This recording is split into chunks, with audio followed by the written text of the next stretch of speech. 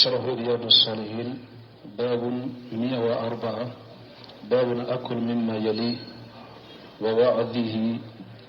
وتعدد من نسي أكله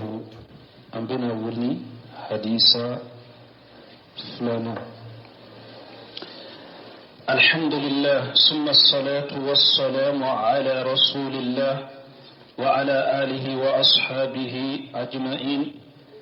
اللهم اغفر لنا ولشيخنا والمحاضرين والمستمعين يا رب العالمين. وعن سلمة ابن أكوع رضي الله عنه أن رجلا أكل عند رسول الله صلى الله عليه وسلم بشماله فقال قل بيمينك. قال لا أستطيع. قال لا استطعت. ما منعه إلا كبر فما رفعها إلى فيه. رواه مسلم. بسم الله الرحمن الرحيم والصلاة والسلام على نبينا محمد وعلى آله وأصحابه وسلم تسليما كثيرا. سبحانك لا علم لنا إلا ما علمتنا إنك أنت العليم الحكيم. أستغفر الله الذي لا إله إلا هو الحي القيوم وأتوب إليه. اللهم انفعنا بما علمتنا وعلمنا ما ينفعنا وزدنا علما. بيتنا سورة هجرة باكلاني كمناني أن بناني عن السبع شهر الجماد الآخر من هجرة سنكال ورنا بسوني ولو فلان دي ميلاد نصاروك جاتي بافلا أن مغاني فلا سنكال فلو بسوني وطنائي ambe bako jikoroni goro fula masjid salamu kono darasu be imamu an-Nawawi rahimahullahu aka kitabu kono riyadu salihin bondami na ko babul aklu mimma yalihi konni be dumuni ke ki korla dum o wa'ajihi wa tadibihi man yashi'u akilahu anika mugo waju kalladabu mogo min ba ka dumunu cogo na ba ce juguya. Dara sutte mene amur ibn Salmata anyo hadisa aminye amur ibn Abi Salmata anyo hadisa anyo fo ato sarahu be nyefe o bena dafa me bi hadisa min kalana anka anni Salmatan ibn al-Akwai radiyallahu anhu kari samina Salmata bin Akwai malaka je kabwama anna rajula akala inda rasulillahi sallallahu alaihi wasallam bisimalihi ko cedo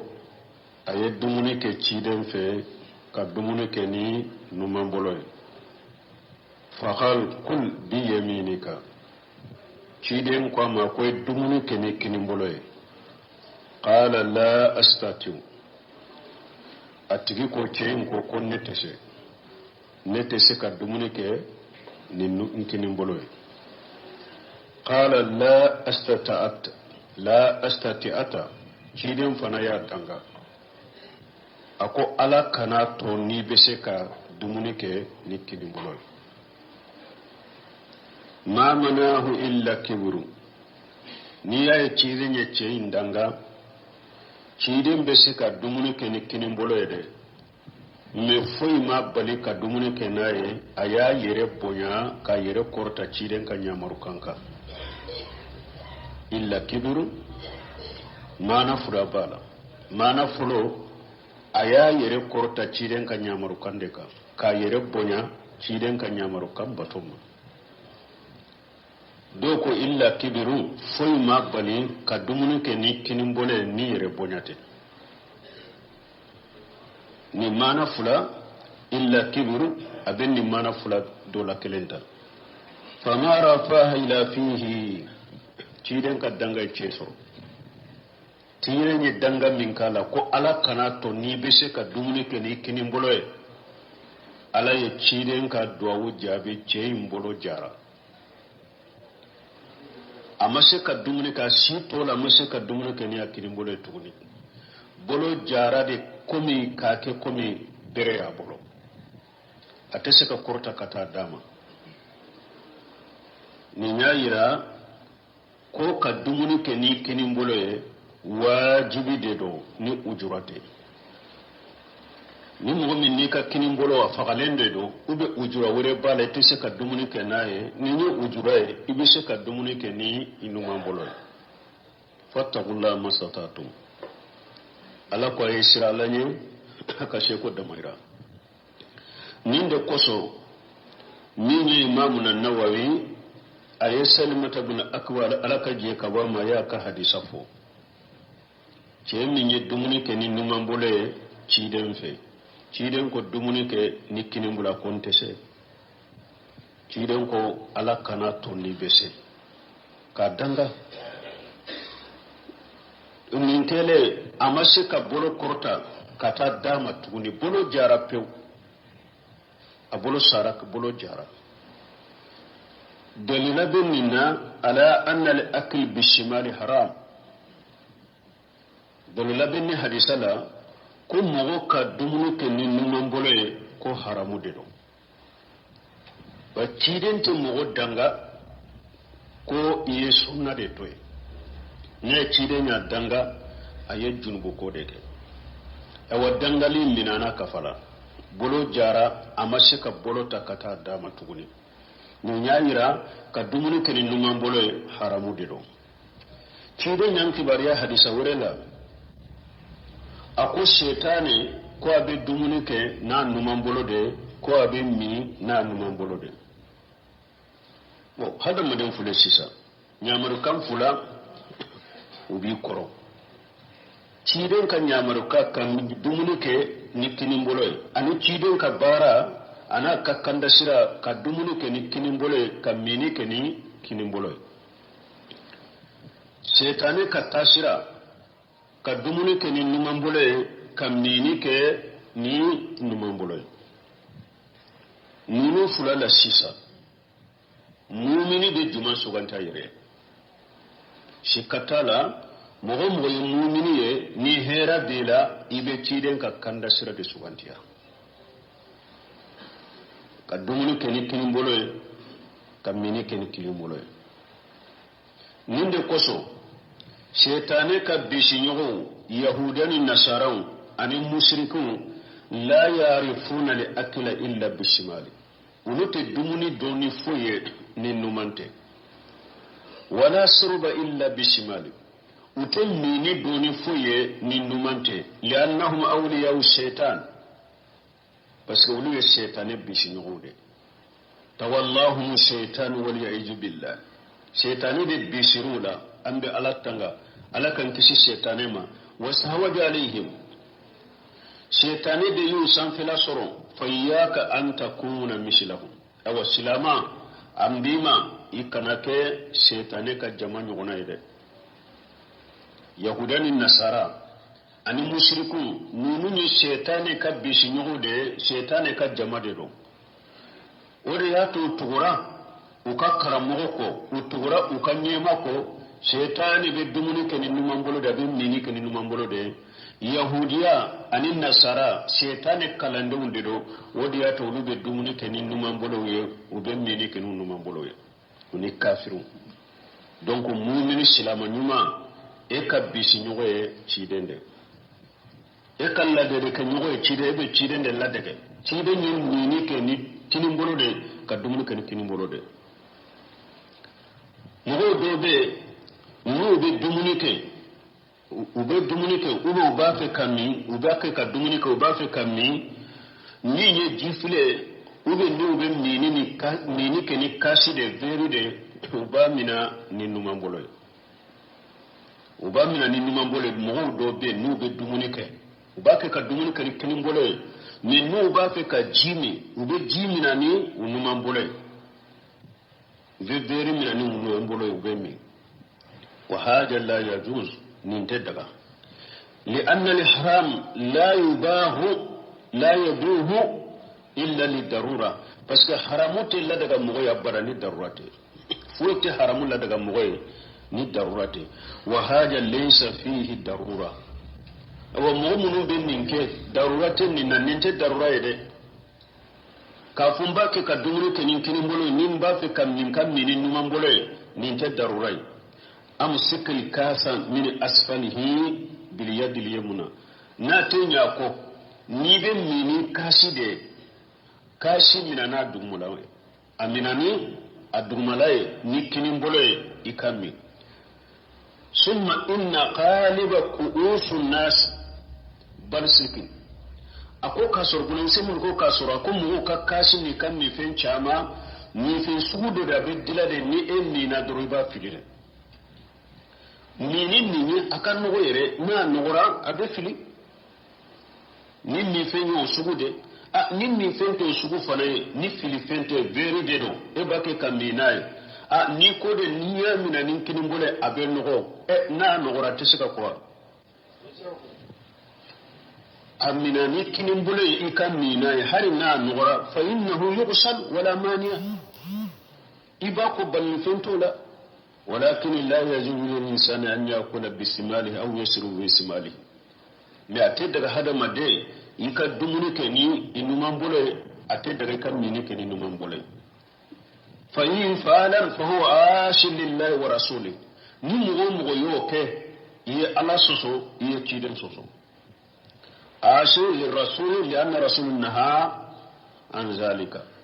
وآشر لله لأن ماشية الرسول ماشية لله يكيدي سوسو بس يكيدي نبالي نمغم ويدومنيك ننمان بولي يمينيك ننمان بولي يكيدي سوسو يألا سوسو كيدي سوسو لي مونيه كيدي نبالالا ألا سوسو لي مونيه نمغم ونيه سوسو دي ye ala fana soso ni tugura ciden ko tugura ala ko wa man yuti rasula faqad ata Allah ala ko ni mu tugura ciden ko akoy tugura ala ko ye ala bato wa man yashi Allah wa rasulahu faqad dalla dalalan mubina ala ko ni mu ye ala soso ka ciden soso ifilila filimin bangelelo wa rasulullah yatakallam min indi nafsihi awa ciden ta kuma shifwa yerema بل يتكلم لأنه رسول رب العالمين سبحانه وتعالى تشيدين بكما دي بس جدان فين بيتي على كتشيدين دو مسمي سلامي دو أقرطا لنو وذكر المؤلف رحمه الله حديث أمر بن أبي سلمة عربي برسول الله صلى الله عليه وسلم إمامنا النووي أي أمر بن أبي سلمة فنك حديثين فوق ودو أني حديثين فوق وقت ينصر الله anko ciden la modende do wa huwa ibnu abi salimata ibnu salima abi salimata ode tenye amri ibnu abi salimata de dendo abaye salima wa salimata mata anha zawjuha abu salimata radiyallahu anhu salimata ce abu salimata fatura kato ka salimata to salimata atumbe aba salimata fe kosobe atumba kan kosobe wo ibnu ammihi abinanke dende aba salimata salimata fanincini abinanke o dende aba salimata afurulen tumbama atumba kan kosobe wa hadara nabi sallallahu alaihi wasallam wafatahu aba salimata fatura donni shidin yire nana aka faturila wa dagala lin nabi sallallahu alaihi wasallam wa gari sagasa basarahu ay iftahan kabira shidin bin aba salimata ma wakati mi annin bora ja demba ya ta kalama ko nin bora wa yasru nyayin wa gara kosobe nin bora dalendo nyayin wa halendo tumami ciden nana kaye doro ciden nyado kunnin fatuwa faqala sallallahu alaihi wasallam ciden ko inna ruha ijahu bidan tabi'ahu al-basar ciden ko nin fule na bora nyabe tuba ko inna ruha bi'idhnillahi jismun latifun khafif yakhruju min al-badani nin fule de asugula madedo sugula asugo bula madedo akan nugo asogo bula made do akanno abe bo fari kolo kono ni ante sekai bal yushahidahu al-mayt yushahidahu al-mayt fa yushahidahu nafsuhu kharajat min jasadihi me suinyere ninyere bana anim goto atato yerebe ninye me mo wore tayde ni ninyere fatura nim bora ninyere la abe nin tato ye na bora fari kolola ninye kama ko bele bade odi yato uye chido nyinin kan ninna ala ko chiden ka fuye ninye ala yerede ka kibari ay aw tese ko do nin fule asogo bula madedo abe fari kolola abe mina abe meleke mi hadam madin siten ni yoro do fari kolola kasoro femmin do fana sogo bula la madedo abe ayeli munye chiden ko nin bora ngumi fatura nin bora la dro anyabe tugunyinde kwa baye abin mina malakul mautu bin mummina abdullah de ona na hadisa salina abin mileke malakul mautu ni mewa mu'mini de ni mina na ni musora jema de bena kamina kamile kala me hadama de shite ni fule ikere fulani nyogonche mete yoro sido nina ite tugo sido ala donc ka hadama den de seyira kayira e yeddan fende ciden ko ko nin bora nyabe tuwa ko tumami ciden yin fo abasali mata kaddemba ya do sisa ko abasali mata fatura uye mun kan bora fadajja nas min ahlihi lamma sami'u kalam rasulullah sallallahu alaihi wasallam arafu annahu mata abasali mata kab jama'a kaddemba ya man kan muli kashi wulila bas tumanu ya ciden ka kuma ne uya do sisa ko afatura be man kan muli kasibe fambe fa hala ciden kuma la tadu ala anfusikum illa bighair akwa kana fuifa uyire kan ni herate de fa innal malaikata yu'minuna ala ma taqulun bas da baki ka fimu fo malika ba fu amina de akana do ka uyire kan fuye bi ni herate de parce que abu do fo ayire ka malika ba fo de amina li'anna fil jahiliyyati jama'atan mayt parce que jahiliyala ni mo barna sisa dawu bil wayli was-subura ube uyire de an halakira anta cina an halakira jahiliyala ni de be fo waylu sabura was-subarahu waylahu wa masbaha jalika karasaka halakisa karasaka bonesa ube nuna ngona defo ninde la chiden kuma aka kana duau ka yire ka defo yebi ni herate wani malikaw bafo amina de abi fumo fo malikaw bafo amina o ko fe chide sallallahu alaihi wasallam aya abu salmata aya nyew datu nyango gale munun tundo are nye datu yani radda ajifanahu ba'daha ala badi ayenyi mun sagi katanyo ma kanyen tugu puru daniel len kana to awonin de kakafana ni mo bana anyun wagalen tora an kana nyun wagalen to an kan nyun datu de tanke farika kala wakati misani farika suma parce que na fari suma na nin bora yoro mi dro nin bora mo na nin bora yoro mi farika kala wakati o wakati na ni wa ni datu dro be datu me na ya bila ni fari sumana ni testo ka datu ne wala to mo ko janto ni rola ni banni kera inyana mo ni mbora dro ni walen tora dro ube da walen tora dro dan tugu ika ni datu ni sabi ni ma dro be ni mina ni da fana sabi dro abe ni mina ni mbora yoro mi dro ni ka ke sani fari kasuma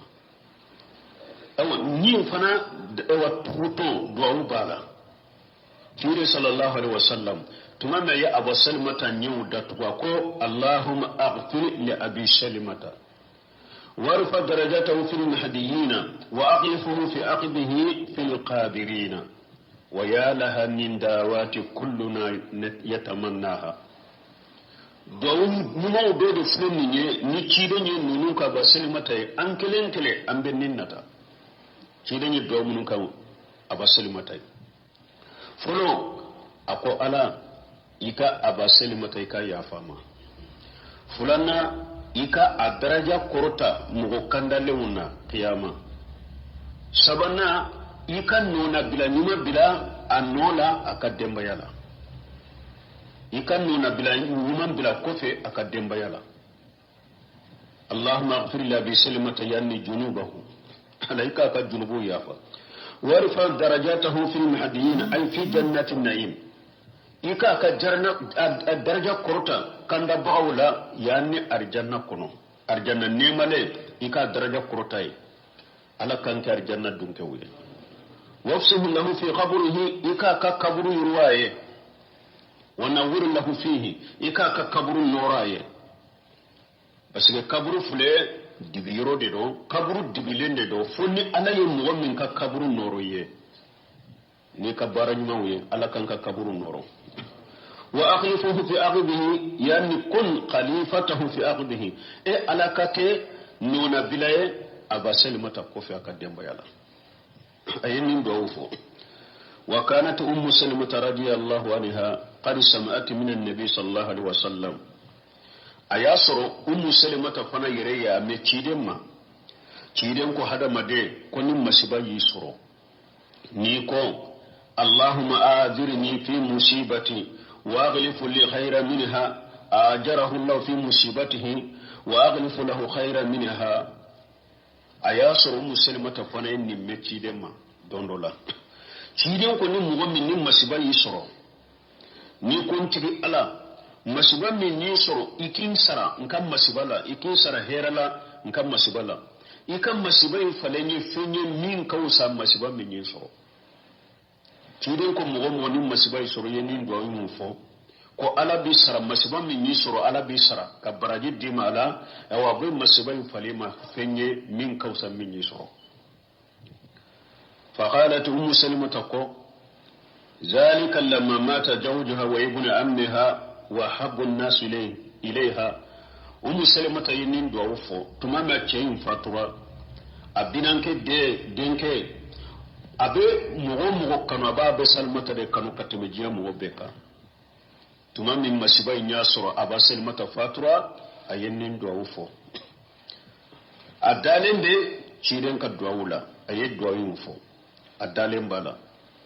kafoni ciden ko ni do fo alaba palima heraye adalen bola me tuma musulma tay nin do fo ako aleya dusukun ke ka dusukun munumunu ka miri adalen bala ciden ko min fo obeke na ko yala ni nyabe ke jumanna min kausa abu salima tay wa hiya mu'minatu bi anna allah sayadhifu laha khayra minhu lakin taghulu man khayru min abi salimata adalin bala cirin ka doyin ko ne be jabi ni ako jon kausa bu salimata ne nyabe jonna min kankan neta min kausa bu salimata akwa le ya hakili munumunu ninna fa amma anta hati iddatuha min wafati zawjiha hatta qatabaha an-nabi sallallahu alaihi wasallam ne aka idabban ne doro abu salimata fatula be idda sibila ka idabban ne munkera ci da nyire da yanyi ni furula kire alakan nabi makisini nema baka o kausa abu salimata illa bila sakki kire a kausa abu salimata kide nyanyi ne summa inna allah tajaba da'watu rasulullah sallallahu alaihi wasallam lamma qala fi abu salimata waghlifuhu fi aqdihi o ko fe kide ne dowum muke abu salimata iya do to nunu ni lagara koyete ne nin ko ne jinya koye ala yo jabi o yera ni ako alaka ke annona bilay ube alaka fimbira abu salimata kofi aka dembayala nin kausa abu salimata o don ko ni jabira kide nyire de kera abu salimata kan nona bilay aka dembayala wa huwa ni'mal khalifa nona bilay nyana nin kera kide nye khalafa abu salimata fi ahlihi wa fi auladihi kide de ye abu salimata kiden de kera abasil mata kanno na bilaye akan musola akan dembayala akan deuna wa kana minhum amr ibn abi salim radiyallahu anhu awa nin dew munu abu salamata dew munu ni tiden kera nona bila wula ni amru ibn abi salamata tumbo uludela wa kana shaghiran qulama de misen fitini de tundo asigira ka farakidin ka sallallahu alaihi wasallam dumunu minanka akera abolo ba ke ka yala ni dumunu mina fambe wala kiden ko ma ako ya qulamu samillah ako kamale ni be dumuni damina afo bismillah wa kul bi yaminika kamale ni be dumuni ke demiseni dumuni ke ni kinin bolay wa kul mimma yalika demiseni ni be dumuni ke korolado ni amru ibn abi salimata ni demiseni kide nya la doniya dumuni la adabu saba samillah wa hiya tasmiyatu ni be dumuni ke ka bismillah fo tasmiyatu ala al-akli wajibatu ni hada madendina dumuni damna ka fo bismillah wajibido fulanna wa kul bi yaminik wal akl bil yamin wajib fulanna ka dumuni ke ni kinimbolo fana ni be dumuni ke wajibi de do fonni dawrabi kinimbolo la wa kul mimma yalika ta'adduba ma sahibika awa iki ka korla do pour ni mo min ka be dumuni ke minanna o fana na ke adabu ka fara ika to yonka ikana to kata aka korlata فكل مما يليك فعلمه النبي صلى الله عليه وسلم 3 سنن في أكلة واحدة dumuni minan kelen kono dumuni ko kelen na cide nyen nin kamale nin demiseni aya la doniya dumuni adabu sabadela sunna saba cide ni sunna sabade fon nin demiseni dumuni minan kelen ka wa hadhihi min barakati nabi sallallahu alaihi wasallam nin de ciden ka hera nin de ciden ka barakai Allah ye ciden ke barakai ciden be hada madin la duniya ki kala yo chogo bela wa kada yanbaghi li talibil ilm wa ghayri talibil ilm awan min chogo kelendela kalambaw ani mun yirete kalandaw nye kullu man alima sunnatu yanbaghi an yubayyinaha fi kulli munasiba mugo ye ciden ka sunna dodo akaka ko la yorula ika ciden ka sunna bange ikana fode ko nete doni ke bagay nete seka kuma ayi kana ni fo doni fitini min bi bolo no dankana bi bolo kuma no yake cidan ko balle wa anni walau aya akoy la siniki kabone bolo har na kira aya kelende ibe aya kelen min do iba mana do iba korodo ubi ibe hadisa kelen min do iba mana do iba korodo ibe sunna kelen min do iba mana do iba korodo e fana ko bange mo yake akaka hada madenye nin ko na nyugona ni ye fursa ni tansoro yoromi donc ika hada madol ladino kullama samahat li fursa waqti ni ye tansoro li nasri sunnati fa ansiruha yakunu laka ajruha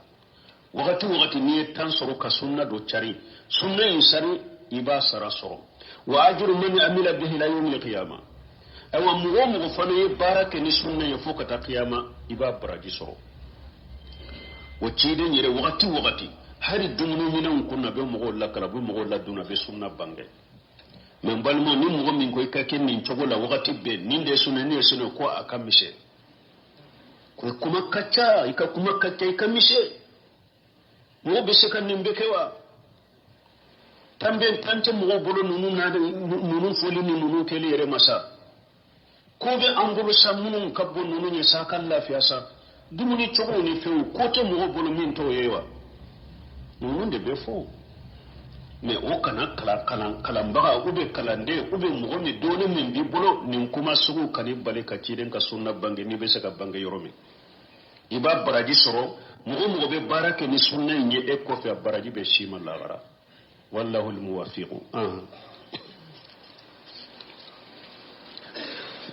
باب النهي عن القرآن بين التمرتين ونهوهما إذا أكل جماعة إلا بإذن رفقته. عن جبلة ابن سحيم رضي الله عنه قال: أصابنا عام سنة مع ابن الزبير فرزقنا تمرا وكان عبد الله ابن عمر رضي الله عنهما يمر بنا ونحن نأكل فيقول لا تقارنوا فإن النبي صلى الله عليه وسلم نهى عن القرآن ثم يقول إلا أن يستعزن الرجل أخاه متفق عليه. باب النهي عن القران بين التمرتين ونحوهما إذا أكل جماعة إلا بإذن رفقته. ni bonda minye ko abalilendo e kana tamaro kise fula fara nyonga ubi dumuni femmin kisila mado komi tamaro nabe kelen taka dude e kana fulata nyogon fe ku du naka jama de be dumuni ke nyogon fe foni ni munum be dumuni minan na dumuni ke nyogon fe nu jena na ka fulata ni bonda aya hadisa min fo ates munu sumira rahimahullah kasahu be munum bolo ate sarahu ya hadisa yin korom me aye hadisa yin kasarahu do babu fulanna la hadisa yin sarahu babulo babu fulanna la qiranu yede abake aye tamaru do minan kuna abake kadu tamaru be kise ntade to bake kata kelenkele e kana fulata nyugon fe sinya kele kudo ida kono ka soro to be kelenkele ndeta ni mani parce que ibe chaman do kutoye obeke sababu ebe tamaru inchaman do kulutoy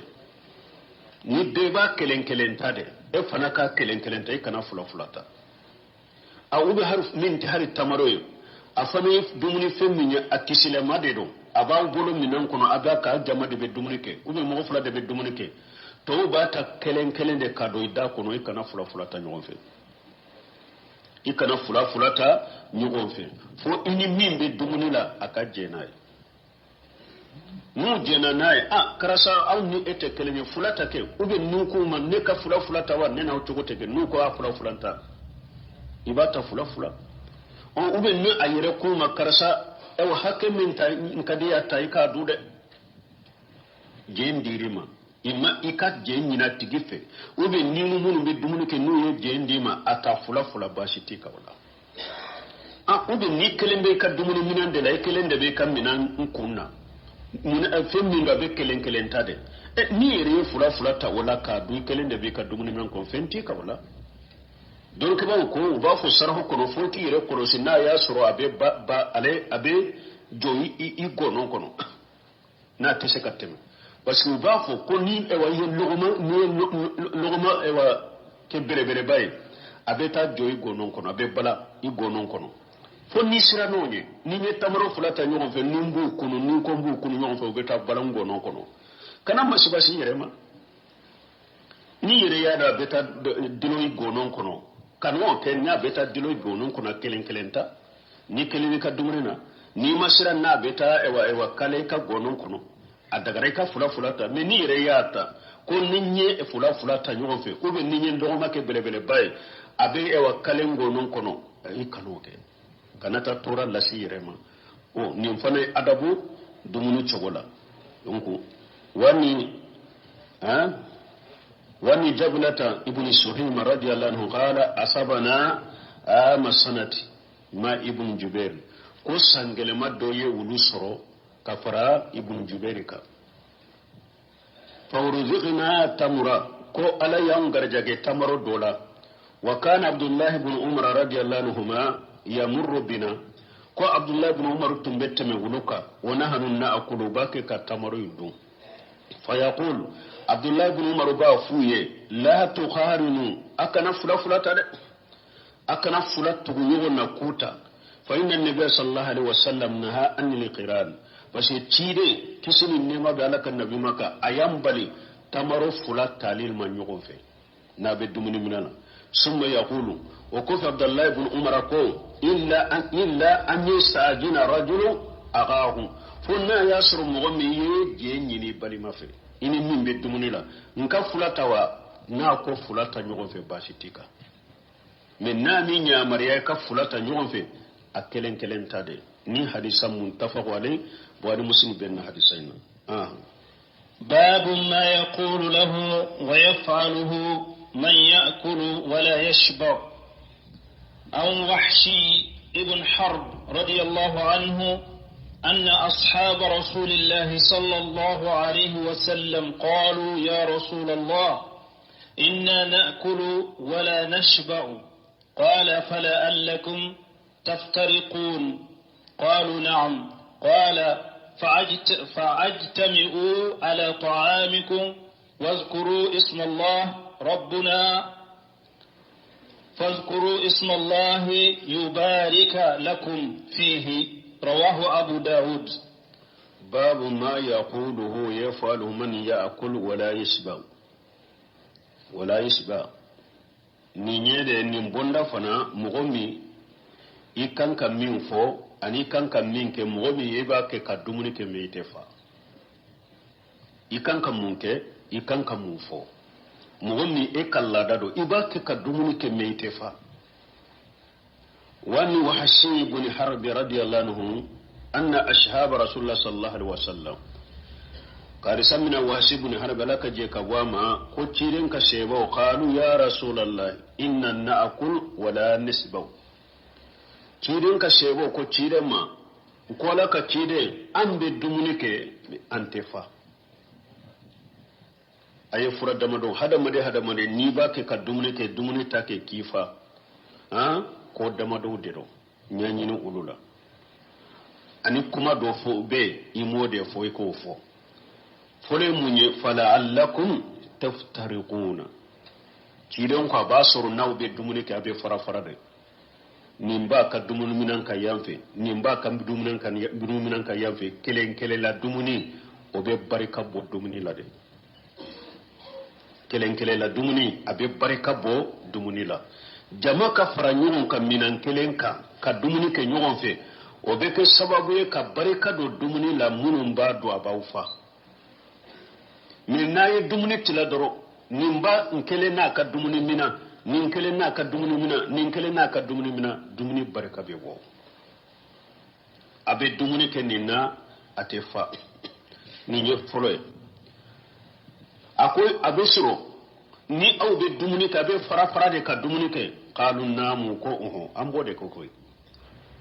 bede bi ka dumuni minan ka ikelembe dumuni ki dama qala fajtamiu ala ta'amikum cidon ko aye fara nyogon ka dumuni ka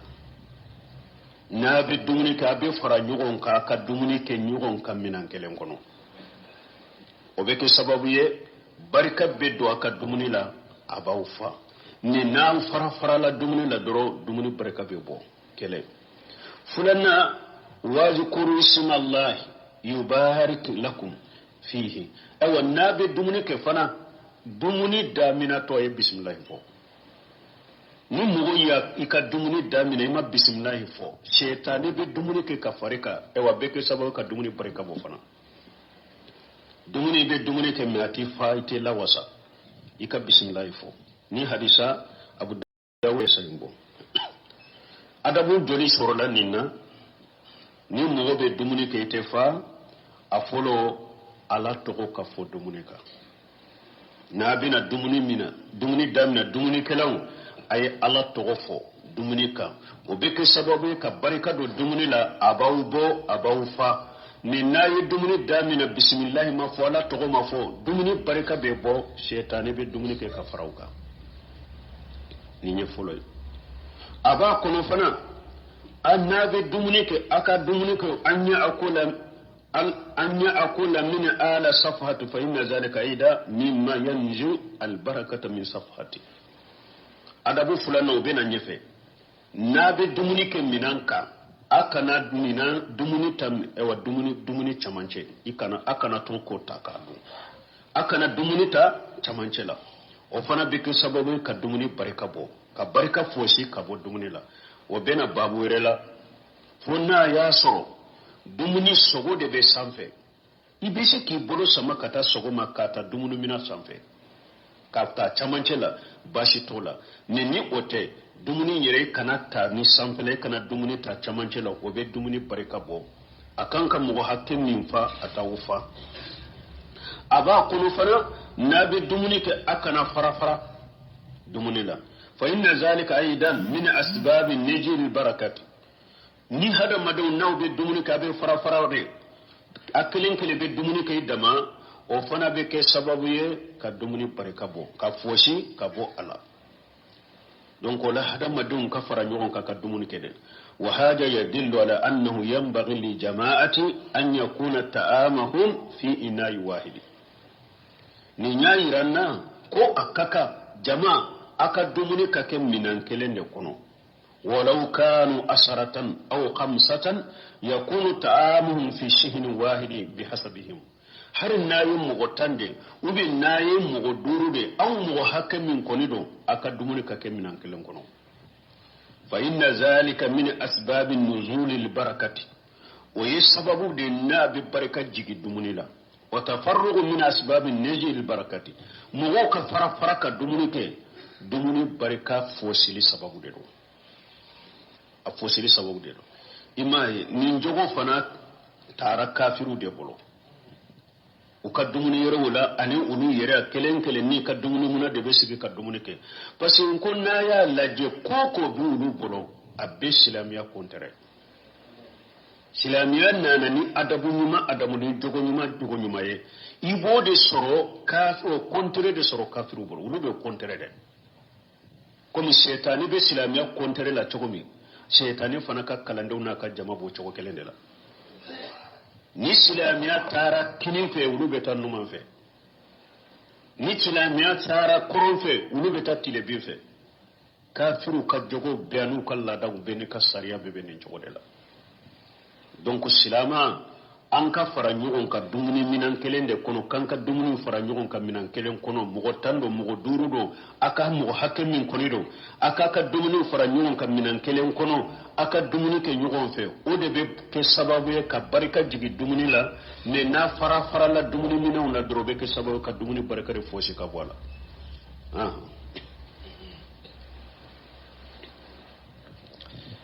باب الأمر بأكل من جانب القصعة ونهي عن الأكل من وسطها. عن ابن عباس رضي الله عنهما عن النبي صلى الله عليه وسلم قال: البركة تنزل وسط الطعام فكلوا من حافتيه ولا تاكلوا من وسطه. رواه أبو داود والترمذي وقال حديث حسن صحيح. باب الأمر بالأكل من جانب القشعة والنهي عن الأكل من وسطها. ni bonda minye dumuni adabula kanya maria dumuni minan kerefela wa anka dumuni ta uludela kambali anka na dumuni ta dumuni chamanci anka nota dumuni na kerefela wa anka dumuni ke ni ulu yoro de anka na dumuni chamanci ta kambulo bla chamanci la ka dumuni ta anka noke wani ibn Abbas radiyallahu anhuma karisan Abdullah ibn Abbas malaka je kabu fula bema anni nabi sallallahu alaihi wasallam karisan nabi ma kisini nema baka qala al barakatu tanzilu wasta ta'am ciden ko dumuni baraka be jigi dumuni chamanche dala dumuni baraka min be jigi dumuni la de baraka imbe jigi dumuni chamanche dala fakulu min hafatayhi ayi dumuni keni dumuni minan kere fula unye wala taakulu min wasfihi akana dumuni ke dumuni minan chamanchela ni hadisa rawahu Abu Dawud wa Tirmidhi wa qala hadithu hasan sahih. Tirmidhi na Abu Dawud ay hadisa mbo hadisa sahalindo ni hadisa ya iranna koni mu'min ni dumuni nana kashiga ukoro dumuni damina to ko bismillah nabe dumuni ke minan kerefela y dumuni ta odela mogo kana bolo bila chamanche la ko ibe dumuni ta parce que dumuni barika be jigi chamanche de la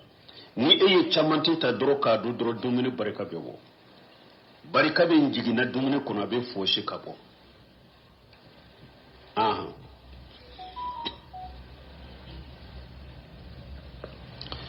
وعن عبد الله بن بسر رضي الله عنه قال: كان النبي صلى الله عليه وسلم قصعة يقال لها الغراء يحملها 4 رجال، فلما أضحوا وسجدوا الضحى أتي بتلك القصعة يعني وقد فرد فيها، فالتفوا عليها فلما كثروا جثى رسول الله صلى الله عليه وسلم فقال أعربي ما هذه الجلسة؟ قال النبي صلى الله عليه وسلم إن الله جعلني عبدا كريما ولم يجعلني جبارا عنيدا. ثم قال رسول الله صلى الله عليه وسلم كلوا من حوليها وادعوا ذروتها يبارك فيها. رواه أبو داود بإسناد جيد. وأن عبد الله بن بشر رضي الله عنه قال سمع عبد الله بن بشر ملك جيكواما قال كان للنبي صلى الله عليه وسلم قشعة قدم من دو تنبتي دنبلو يقال لها القراو وباف من ما قال قراو كرودي كوجيما دو كل الله من يريد تنجيلن دو كو أي من نونو من تنبأ كنفوك جيا ukoma le qarraw kunin la nyini de ko minan jema ko jema ni yayira hari ciden ka dumuni mina utoko tumbula hari mina utoko bula bro ko ciden ka dumuni mina do tumbe ba fa mal qarraw mina intoko de yoye yahmiluha arbatu rijali mina imbonya na belebele yakama che nani de bata ni dumuni ba kono fo che nani de kata فلما أدهوا وسجدوا الدهاء وتي بتلك القشعة تمام نو دونا ولا هو غتلا ودونا ولا هو غتلا أدهوا كروي ودي تمام ولا هو غتي سيرا وسجدوا الدهاء ولا هسلي ويا سلي ni sajadu كروي سلي دي لما صلوا صلاة الدهاء تمام ولا هسلي سلي ولا هسلي سنة دلو ولا هسلي سنة دلو ولا هسلي يتنتلي بورقيد الرمه نتمنو حكي دون كباو يا جاتي عني من أرغو الساعة من طلوع الشمس إلى قبيل الجوال ولا هوغتي ياتا نتلي بورا نتمنو حكي تمنو حكي دون كباو يود جاتي تلي كبوني ملتي تاني دوروye nuko tirebe bo sigeri piride wala ha wakati le sigeri na temena militi tanuduru wala ha wakati ya damina wala kata fo ila qubili jawali fo kata ewa tileka sanka baje chamanche bila doni mana tilefona kadjo sanka baje chamanche la ka bila militi tanuna mana sali fana kase ni militi tanye wala hayata ni tile bora ni ewa 15 minute tani duru nyogonaye fokata ni salli fana salli bedo leri mina no tora militita application la don hakili bara ni salli fana bedo eri minna choi nu ba wole ha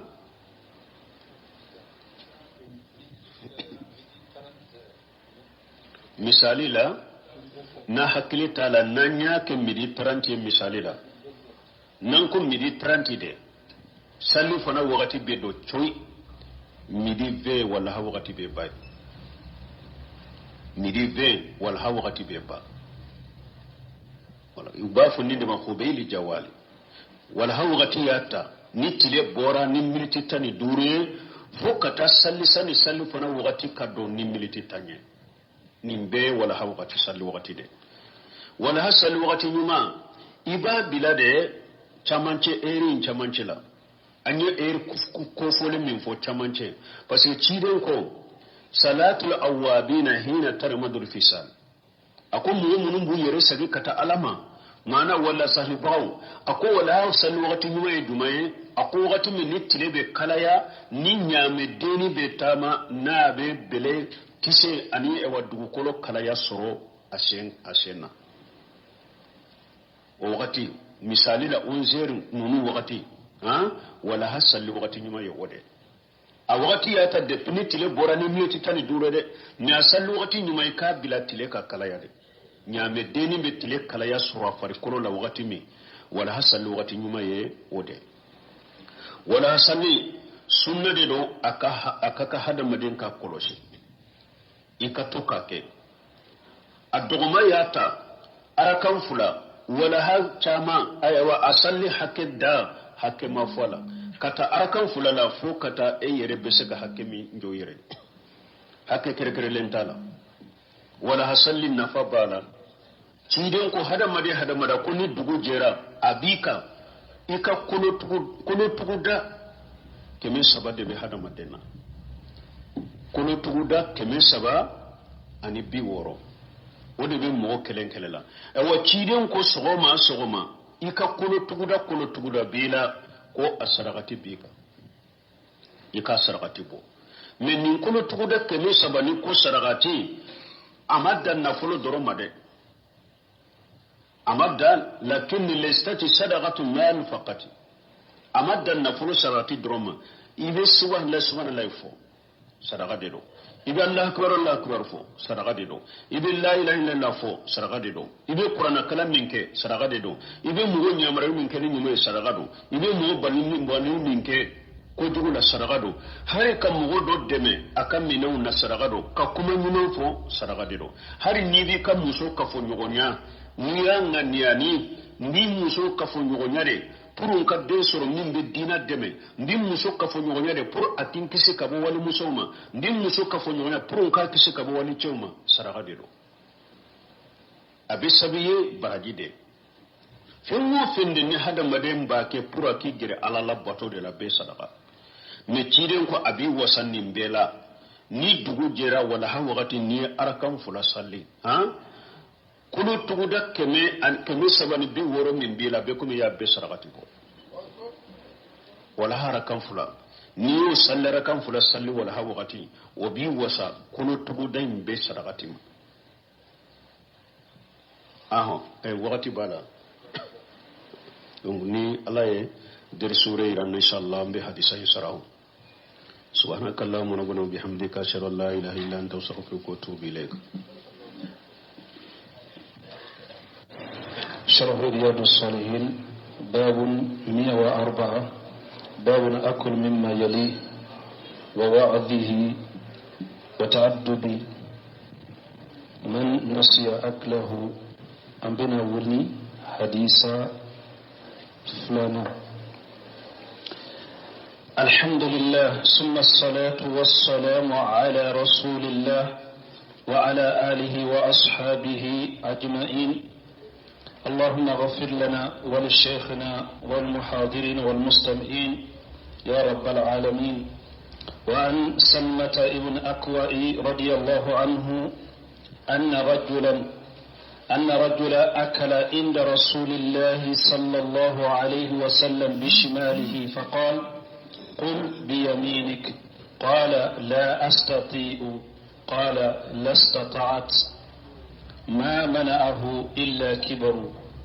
فما رفعها إلى فيه رواه مسلم. بسم الله الرحمن الرحيم والصلاة والسلام على نبينا محمد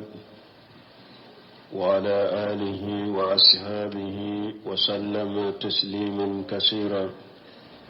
سبحانك لا علم لنا إلا ما علمتنا إنك أنت العليم الحكيم. أستغفر الله الذي لا إله إلا هو الحي القيوم.